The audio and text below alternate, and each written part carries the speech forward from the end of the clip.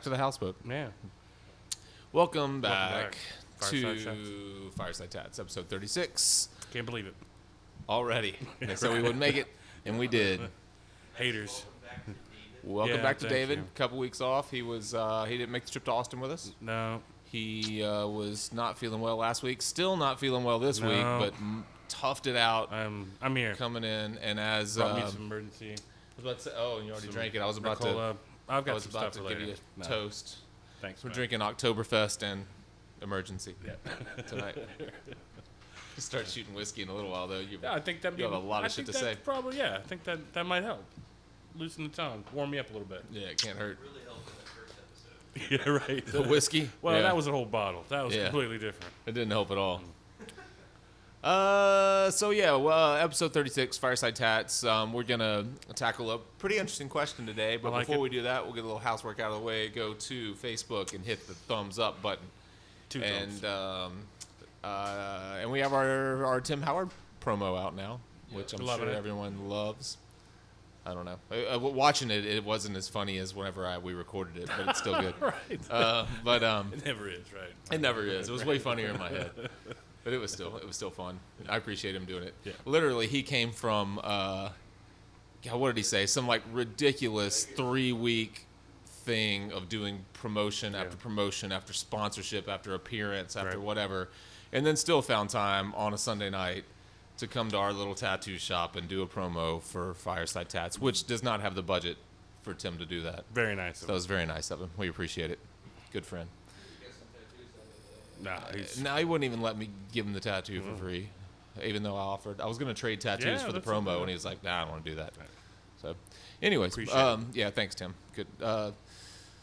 So, anyways, like us on Facebook, at Plug Ugly Art on Instagram, because we don't really keep up with the Fireside Instagram, but we do have a Twitter. You can follow us on that. Most everything I put on Instagram makes its way to that Twitter. Right. Go to our website, sign up for our mailing list, get our video of the 3 stretching techniques that will save your back and keep you from going crazy trying to get lines and color into these weird areas whenever your clients are squirming around and all these weird spongy areas, stuff like that. Anyways, is that it? If you don't like to look at us, which is kind of a far-fetched idea, then check us out on iTunes and give us the 5 stars on that. Leave us a review. I think that's all the housework. But if you don't want to look at us, what the hell? I mean, I think we look better than we did last time Thanks, we were man. on. I appreciate it. If you want to see some fugly people, look behind the camera. You guys are, you guys are lucky looking at us. God. It gets scary when you look at what we're seeing. Some crazy looking folks. That's why we're behind the camera. Right. So I'm sure they love it. Yeah. All right. So I'm gonna get to the question real quick. It's a good and question, though. This I liked one came from a Reddit a Reddit poster. It wasn't directly to us. Beans1112 sent this one in, but I thought it was a pretty good question. We talk a lot about line work, and we talk about I love line work. line quality. Yeah, We're both line big quality line. especially. We're big line people I think in so. tattoos. We both appreciate nice line work, and we try to make sure that we put in really nice lines. Right. I think it's really important to both of us. If there's Absolutely. one thing we both have in common, that's it, I think. So this is a great question for that. I have an idea for a minimalist tattoo that's a combination of curved and straight lines. I really want it to be clean and set in there well and bold.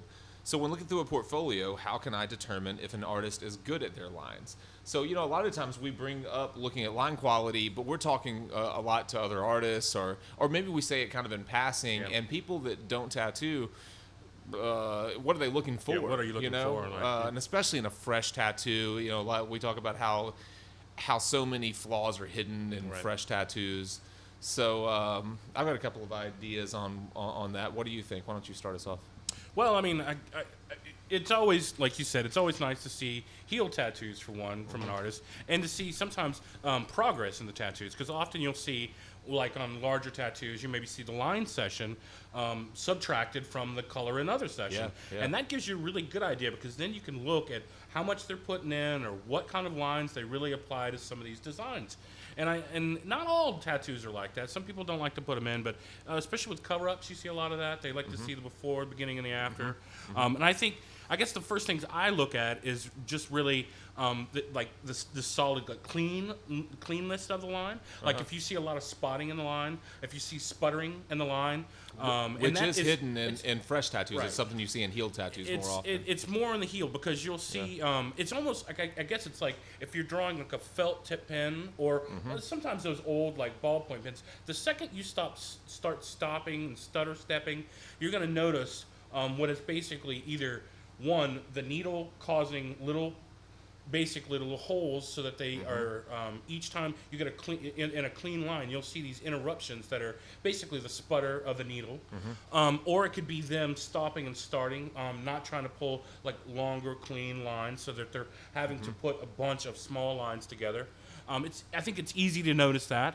You can also tell whether they're getting like lines that are bleeding out from those points. So if someone is also going very deep on those points, you'll see little splashes, almost like veining, where it's gone into the fatty tissue, and that's probably the first thing I look for. It's like I compare that to like if you've ever written something on a lesser version. If you've ever written something on a piece of paper and gotten a little drop of water or a little bead of sweat or something on it, it's just that real subtle bleeding that can come out of that. It looks really similar, and that's right. It can happen on a lot of paper, especially if you work on it. You'll see that little bleeding effect. And that's what I look for, probably. You see it a lot in corner, like whenever two lines meet, you see a lot of it right there, kind of a little blowout. I think what will happen a lot of times is that when someone, instead of pulling a line to the place and pulling a line to that place, they'll try to pull a line and then go back. And that is not a natural movement, and you'll often see little blowout points at that. I mean, some competent artists can probably do a little lifting and pulling. You can pull that off. Not, like I said, that's where I start to look. At the angles, I look at the longer lines where they start to, if they sputter, if they start to have, like you said, exaggerated bleed points, and then the thickness and thinness of the line. Now, we talk a lot about bumping the line up or calligraphing the line, where you're basically scumbling back into it to make it thicker than it probably. And sometimes you change the needles to do that, say from a 5 to a 7, maybe up to a 9 or 13. And so you can create, like, say, different line weights in the tattoo. Now, that's usually the mark of a really good artist, someone that is able to play with very thin lines, very thick lines, and use them, say, I mean, there's so many different ways to use them, but if you can see them using in a very stylized manner and in a very clean manner, that's I tend to say that's probably someone that you would look for. Now, like you said, what are the other bad things? I think a lot of times when you see them, like I said, probably bad placement of the lines, where they're putting lines way too close to places that'll have a natural bleed out point, where they're going, it's just maybe bad placement at that point, or bad decisions in their line making, or when they're basically trying to put a lot of lines in the same place where you're having natural, say, it blowing out over the years, like lines too close together, too things close like together, and creating haphazard patterns. I often I say, does it look pleasing? Does it lead your eye? Is another thing. There's a lot of times where you can tell someone's art is like right at that level where they make good clean lines, but they don't have good decisions on maybe where they end or where they bisect or just, I mean, it sounds crazy, but there's usually small things where it's just where your eye is instantly drawn to those areas, and you know that that's just bad line making, like probably bad drawing ability at that point, not maybe line making ability, but that's a really common. I think that's a common mistake of newer artists too. Is like you're saying, that's almost a compositional thing where maybe you've got. Let's use that we were just talking about this drawing that I have behind me, where maybe you've got feathers that are pulling in, and you have something that is supposed to contrast or cut against those feathers, and that line ends at the same point. Two feathers come together, so you have this weird, like, kind of collision of lines. Collision of lines is a great way to say that. Basically, if your eye are instantly drawn to places, it's usually in a bad way. If the line leads you through the drawing as a natural part of the composition, I think it's fine. Right. So I mean, I don't know if that's part of the drawing ability, or we're getting back to like what you consider good. But you consider that whoever's doing this tattoo is going to have to some extent to design this piece as Yes, well. yeah. So it's not just the line quality that this person should be looking for. It's really how it has a lot to do with their ability to design, because that's I going to think be so, super yeah. important in a really I think that minimalist tattoo. one of the things that person's looking for too is maybe looking at the drawing. A lot of times that if you're not real competent or confident with the drawing, you may not like the tattoo either at that point, especially if it's all line based. I think that's probably the first thing I'd ask for, is actually just to see if they could do a nice drawing in kind of preparation for the tattoo. Yeah. But looking through the portfolio, I think making sure that they do a lot of line-based tattoo. A lot of people have dropped that out of their portfolios. They like to do just color-based, a lot of gray wash lines, and a lot of things that aren't real linear that way. I think a lot of people mistakenly think that the really traditional-minded tattooers would be the best ones to put that in, Yeah. and because you see a lot of big, clean, bold line work in traditional tattooing, but this person mentioned a lot of straight and curved lines, and something that I think really stands out to me about artists that I think put in nice lines is their ability to pull from thick to taper, to pull from thick to thin, like you were saying, like a nice combination of line weights, and not just like a thin line and a thick line in front of it, but can they pull can they scumble up to something big and pull into something really thin? And not to say that traditional tattooers can't do that, but it's not something that's common in that style of tattooing. It's true. Usually you're going to start with a 7 or a 9. You're going to one-shot it. Yeah. And you're going to, they are bold lines. There's very little going back and scumbling or creating, kind of adverse line weights. It's usually one big, solid, bold line. Now, that's not saying that some people don't do that, like it's kind of a new old school style. Yeah. They don't play with that kind of exaggerated line weight. But I think that if you're looking through somebody's portfolio, you're going to instantly recognize whether they can hopefully put in a good line or not. Yeah. I have to admit, I saw a guy, his tattoo the other day. He had it's one of those. His wife had drawn something for his wife. They had agreed. They had done a little thing. They'd even drawn it on her foot to give an idea of how the artist should do it.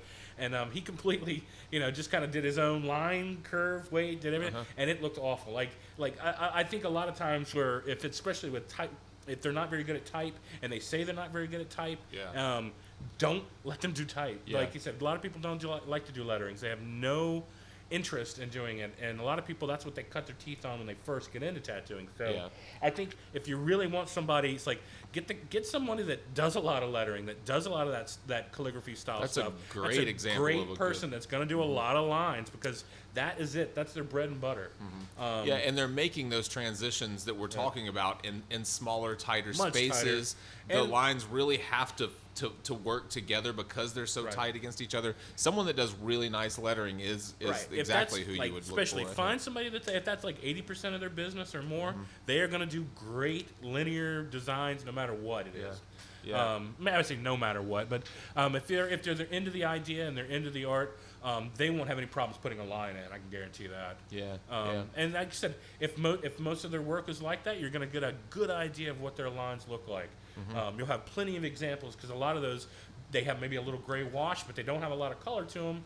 They have maybe you can get a lot of dimension by beveling the lines or making them have like a dropscape or something like that going on, or doing like calligraphy or like say not calligraphy but filigree and stuff behind. There's a ton of stuff that can be done with that, and if you find somebody that does that, you're going to probably be able to get a decent. I can't remember what he said. It was that style that he wanted, but something that kind was of very minimalist, linear kind and of that's kind of big right now. Minimal tattoos. Yeah, I've done it is. some unusual, minimal, linear pieces like that. I've seen you do some of that stuff recently, and I've seen. I don't know if you remember, but there was a nice lady that was set up next to us in Austin last year that she did a lot of that stuff. She did a lot of like linear stuff that cut from the arm, like over the chest, over the belly, or whatever, that like made these huge weird jumps. And that's what I don't know that that's what this person's talking about, but that's what jumped in my mind whenever they said that. Especially if you're into that kind of mandala. That kind of stuff. Like, and that stuff's all really, but I've seen really now linear. from like origami drawings, stuff like that. I don't know what he's talking about, but one thing you brought up that I think is easy to find if you're looking for it is especially on cover-ups, like you said, people tend to show progress of cover-ups because because it's important to see how cover-ups work, And if you can get those middle shots, people really often, good artists will put like a photo of maybe the old tattoo with the stencil over it, Right. and then the photo of the tattoo with the line work over it, yep. and then the finished photo whenever it's all done. Sometimes and look one at with that gray middle wash. photo. I mean, you're not going to see it healed all that often, but at least you'll see a lot of that modeling that you're talking about. Because in cover-ups, I think that stuff, if they're ever going to be thinking about line weights, you think about it a lot or at least I think about it a lot more in cover-ups.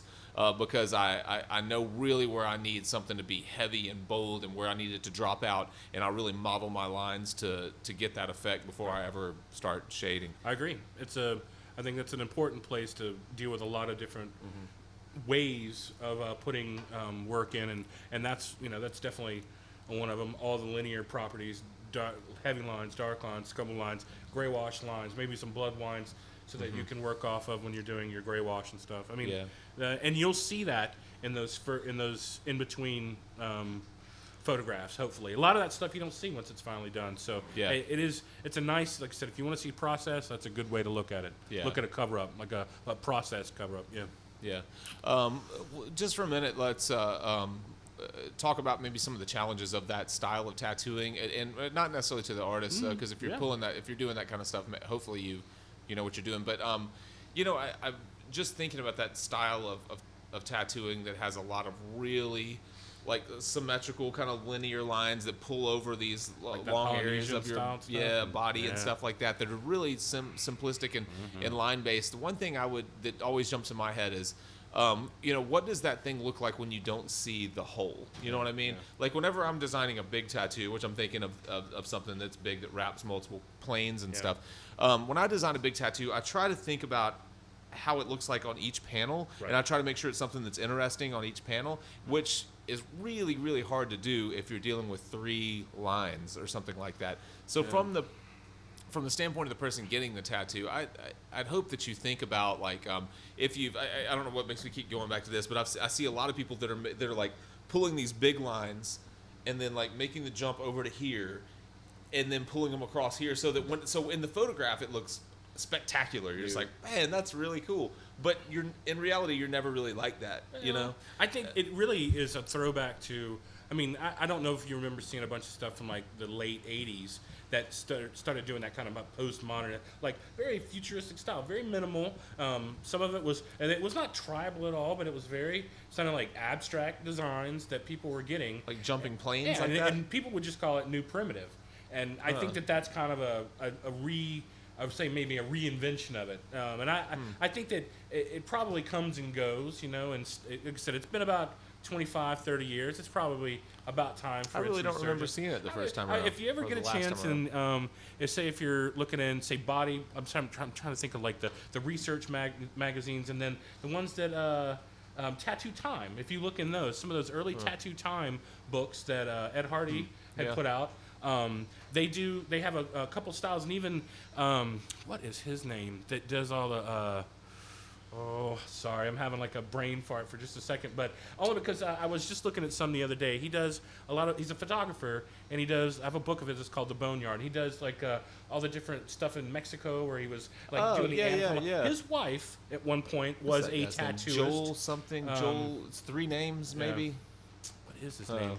Joel Peter Whitkin. Joel Peter Whitkin. One of his, I don't know if there's still the guy. I'm sure that there is. Maybe one of his ex-wives was a tattoo artist. He photographed a lot of her work, and you can still see a lot of it in those old Tattoo Times. And it's very minimal. And they have like I said, in their tribalism stuff, they showed a lot of stuff that was very minimal. Like I said, postmodern kind of just abstract art that people were starting to get, especially in San Francisco and California and stuff.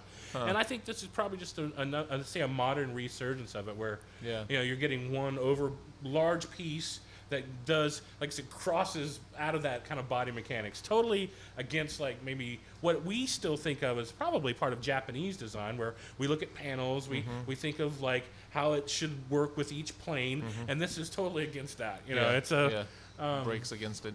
I mean, a lot of these new ones I see working with planes, but they make these bizarre jumps to me that like go from spot to spot, and I just always, when I look at them, I always think, well, when you're standing in the grocery store and you're getting your groceries out, or Yeah. whatever, you have these Yeah. really kind of random lines that don't really line up with these lines, and they kind of bend. It's just something that I mean, I have guess no that's issue for with that it. picture perfect moment. It It's is. like It is. that. That you have to know that that's what it's perfect selfie. for. You have to be able to say it's just like people that get them. Like Yeah. the tattoos that go across all three friends' wrists that make Yeah. a design. And so if you're doing that, you know that your design doesn't really look that great on its own. You know that it's a part of the whole, and that's fine. I want to see the one that has like 6 people's feet.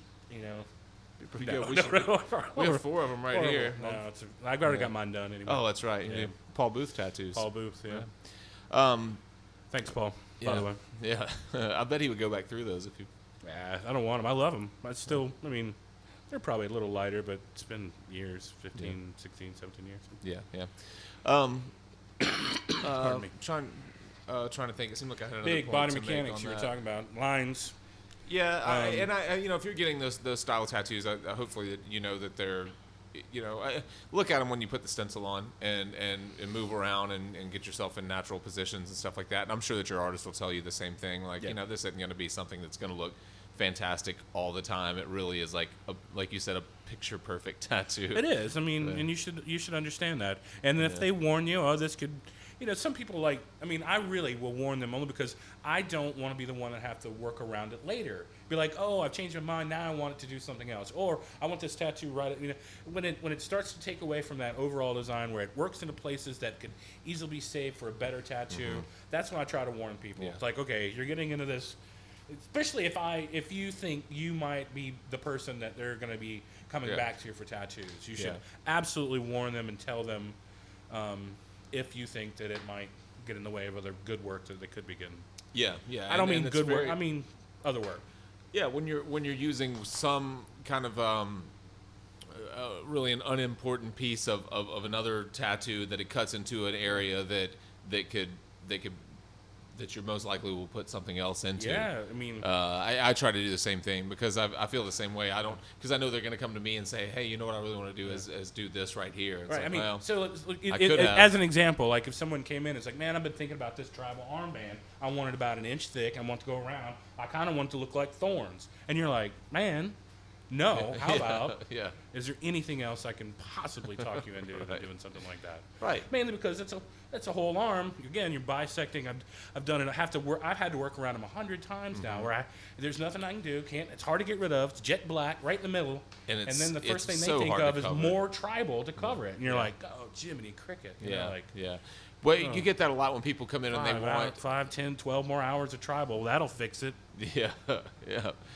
When people come in and they're talking about a whole sleeve or a half sleeve, and they're like, well, you should be able to cover this because it's just a 1-inch band. It's like, Right. yeah, but it goes against the flow of anything that I Everything. would draw. It forces me to have something dark across your entire arm and around to the inside, Right. Where you- which all of a sudden turns my design into something that moves Right. this way instead of something that moves this way. So I'm not saying, don't get bands, but don't get them in stupid places. That's I guess what I'm saying. Yeah. Horrible place. Like Sean is. Oh, that's stupid different, band. man. Yeah, 'cause you can work around that. We can cover that's on that. his forearm, and that's color. It's not like tribal. It's, Yeah. You can turn that into a sleeve. You probably could, because that's all water. You Right. can make that work. Kind of like what I mean. Well, I guess we shouldn't talk about. But you've turned different bands and worked off of them. I'm not saying. Yeah. And often, I've like done I it a said, lot. if you have to do them, often you leave it so that you're going to be working out of it. You leave those lines that are graded at the end. You're a little bit more washy when you get sort of drops out in the kind of dimension and stuff. Just because you're going to have some natural break Pull to into it bring at it some into something point. else. Yeah. I mean, like you, I tried my best not to do them at all. I try to talk people into something that works a little better with the body, but some people don't want to do that, and that's fine. We don't get that as much as we used to. You don't get as many bands nowadays, right? No, but that's because But they're usually there. what we do They're is out we there. talk them out of it. Be like, is there any way I can make this into a better tattoo that you would like on you for the rest of your life? Is there Yeah. anything I can do? Yeah. Or yeah. turn it into where it really works with the body a little bit better. Yeah. Because I think, again, body mechanics is really important. If you start thinking about pure linear design, just remember that you have to work on a body scape. And so if your artist starts telling you you don't want straight lines in the middle of your armpit, just be certain that he probably knows what he's talking about. Yeah. Yep. There's just certain things when it has bends and chasms that a line doesn't want to work that way, and just kind of work with them. Yeah, and there are areas that just literally like that Yeah, just or literally her. don't, Sorry. or her, yeah, the just literally don't. Their lines don't age as well in. Right. They just don't hold as well. They don't look as good from the very start, and that kind of area Well, that you're talking about. I had a So- guy that is coming in from Oxford. Same thing. He already had a top of a half sleeve, and I've already almost finished off the bottom. And he's asked me what I think about the line weight, and that's the first thing I do is I go looking around especially the creases and crevices, because that's where if people have blowouts or people have skips and stuff like that, that's where it's real evident. You go like, well, it's not that bad. You got a couple places here, but overall, Yeah. I could probably go through the line work, tighten it back up so it all looks new. Yeah. But on his case, there wasn't a whole lot of to fix. It's Yeah. like, but there every once in a while you see those ones you're like, ooh, you do need some work. Where they've gotten out, they're real light, they're spotted. That's when blown you know out that areas, obviously those- that person doesn't care about their line weight.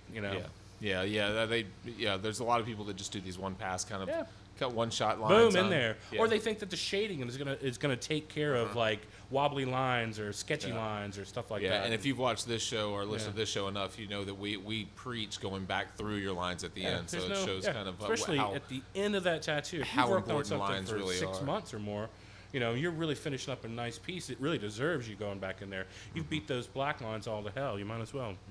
yeah, it doesn't matter what you pack over the top. It Yeah. could be baby blue you put over the top of them, and it affects them, even though Absolutely. it's black. Yeah. So just because we kind of got all over the place, the Did we? most important thing, I think the most important things it are was if pretty you good. can. Yeah, it was.